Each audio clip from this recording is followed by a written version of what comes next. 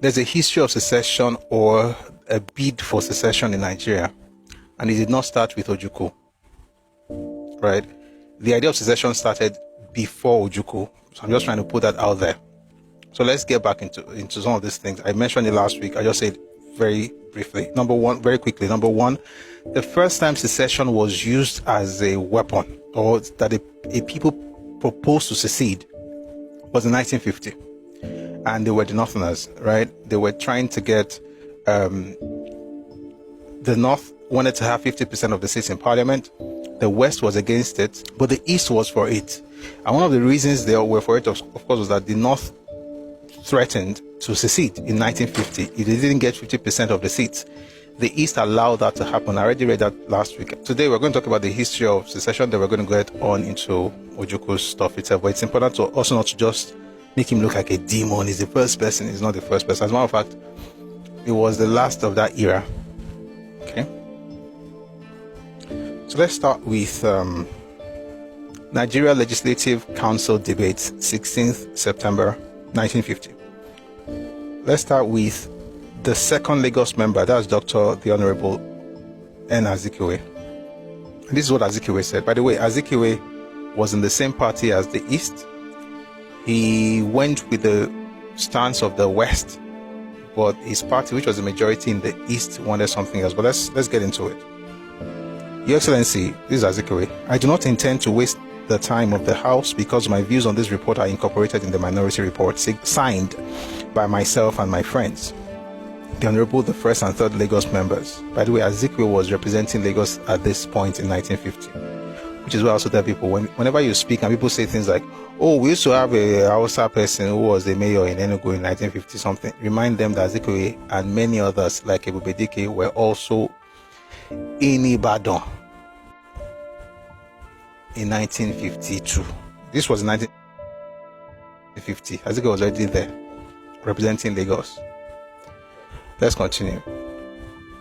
Your Excellency, I do not intend to waste the time of the House because my views on this report are incorporated in the minority report signed by myself and my friends, the Honorable, the first and third Lagos members. I feel that consistent with the universal practice of federalism in other parts of the world, a bicameral legislature is usually resulted of when an impasse of this nature arises, in order to obviate any particular region from dominating the others. My other objection is in connection with the increased representation for special interest. I feel that it is not sound fundamentally because it implies the creation of a privileged class. Now from Azikiwe we go to the Oni. The Oni of Ife says, Your Excellency, that's Adesoji Aderemi. He says, Your Excellency, I feel I should make some remarks, and that is that I regard myself as a representative of the Western region. It should be remembered that the Western region has expressed the views in favor of two houses, just as a way out of the deadlock we have reached. In doing so, the Western House of Assembly tried to follow the government advice which was given at Enugu that the question of a second house should be considered in the various regions so that we may get over this trouble. I have made my position clear in the select committee that according to Yoruba custom, when a representative is sent by one assembly to another with a message he cannot deal with, any issue newly arising from their discussion, he is bound to refer back home for instructions. On account of that, I cannot say that I agree with this decision, for I have no right to vary the decision of the House of Assembly which sent me. I realize that majority decision was responsible for all we have done on the revision of the Constitution in the past, and I realize the fact that with all the Eastern members supporting the North, listen, all the Eastern members supporting the North, I'll read it just one more time, with all the Eastern members supporting the North in its demand for 50% of the seats at the center, the table is turned, and as usual, the decision that is reached by the majority would prevail. Nevertheless, as we of the West have not dared to vary the decision of our colleagues in the Western region at the Select Committee, we still do not wish to vary it now. I just want to make that clear. Who was speaking? The Oni of Ife, Oba Adesoji Aderemi. Having said his own, we'll now read what the Eastern representative said. The first member for the Eastern provinces, the Honorable C.D. Oyema, that's Charles Oyema. I'd like to repeat what he said in 45 because it gives you an idea what happened in Nigeria from then on. In 45, Oyema said, Charles Oyema, just to be clear, he said the Igbo domination of Nigeria is only a matter of time. Just remember that some people were around when he said those things, and some of those people or the generation after them are still around. Okay, let's read. This is from Sidi Oyema. Your Excellency, this matter of representation of our central legislature has been a very difficult problem, which has puzzled the minds of many of us since the Ibadan conference. At Ibadan, I was very much against the idea of one region represented in such great numbers as to balance the other two regions put together, but I have given the matter further thought, and the problem as I see it now is whether we propose to have one Nigeria or to have a break between the north and the south. If we all agree, as we appear to have done, that we must have one Nigeria, then we must then consider what sacrifices we have to make to maintain that unity. I think that any student of history will remember that the United States had to fight a civil war in order to maintain its own unity. If all the sacrifice we make in this country is to allow the northern region, which is also part of Nigeria, to have 50% representation and thereby achieve unity, I think we would have got away very lightly indeed. And then he mentions that, furthermore, we thought that even if we gave the North 50% representation, we still had a council of ministers at the center whose votes, as a matter of honor, are bound to be the same once they have reached a decision as regards government policy. In other words, that's how the East gave the North 50% of the seats in Parliament in 1950.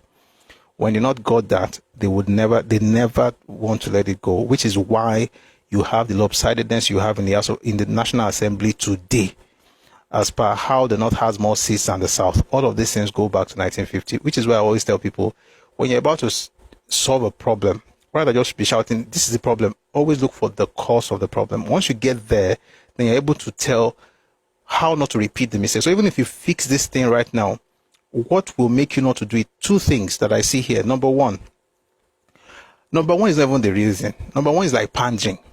You panda. May not be like, say, they just panda, they just give them what they want. But that's not really what happened. Number two is really what happened. What happened was that there was this thing where there's a word I'm looking for. When you look down on the North, and we still do it for the most part in Nigeria today, say, just enough, they don't know anything. They think they don't go to school. Doesn't really matter.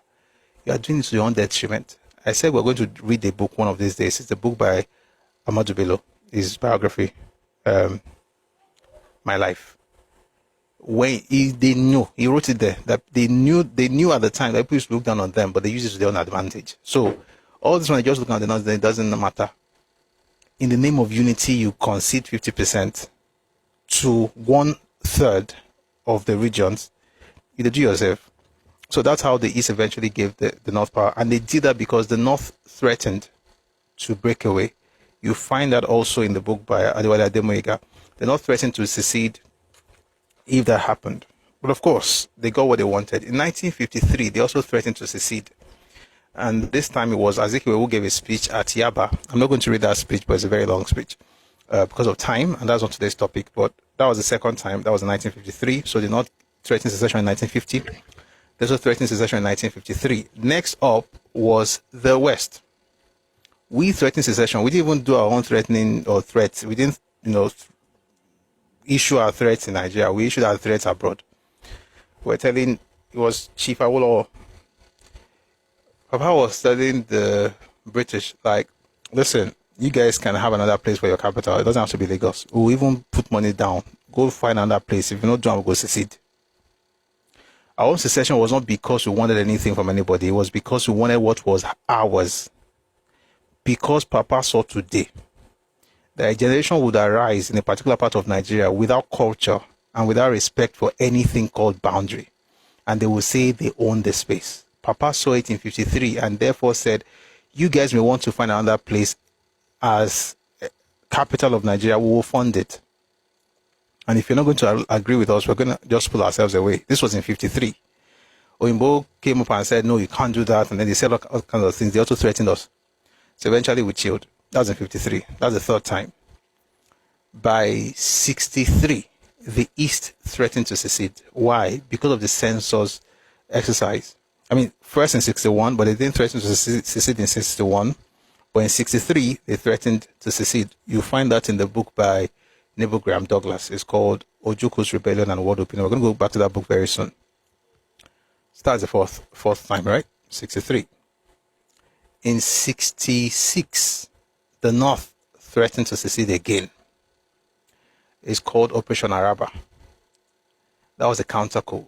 The original idea of the counter coup was not to have one Nigeria, was to revenge or to avenge the people who essentially retaliate, because of what happened in January, and then to break the country into four. When they had Operation Araba, the idea really was to break Nigeria and get the North out of Nigeria in 1966, July 29. The only reason they didn't do that was because they were prevailed upon by the Northern civil servants, the British High Commissioner, and the American ambassador, and of course the Chief Justice of Nigeria, who was Justice Adetokunbo Ademola.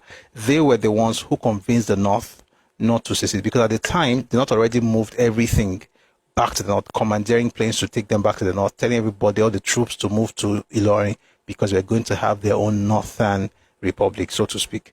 But yeah, they changed their minds, and then of course they also changed their leader. So instead of the hot-headed, like was described, Murtala Mohammed, they opted for the cool-headed Yakubu Gowon, who eventually became the leader of Nigeria, the head of state, in 1966, August 1st. All right, so that was 66. Before the counter coup, Isaac Boro had threatened to also secede, to form his own Niger Delta Republic. Ironsi was still alive then, and Ironsi and Ojukwu dealt with him because he wanted to secede. So we have the North 50, North 1953, East 63, South 66, then the North 66 again, and then the East 67. So 6 major times you've had the threat of secession. All that happened between 1950 and 1967. Having said that, let's now go back to the book by Neville Graham Douglas. Again, Neville Graham Douglas was the Attorney General of the Eastern region under Ojukwu. So I believe that we should take it very seriously, his thoughts seriously.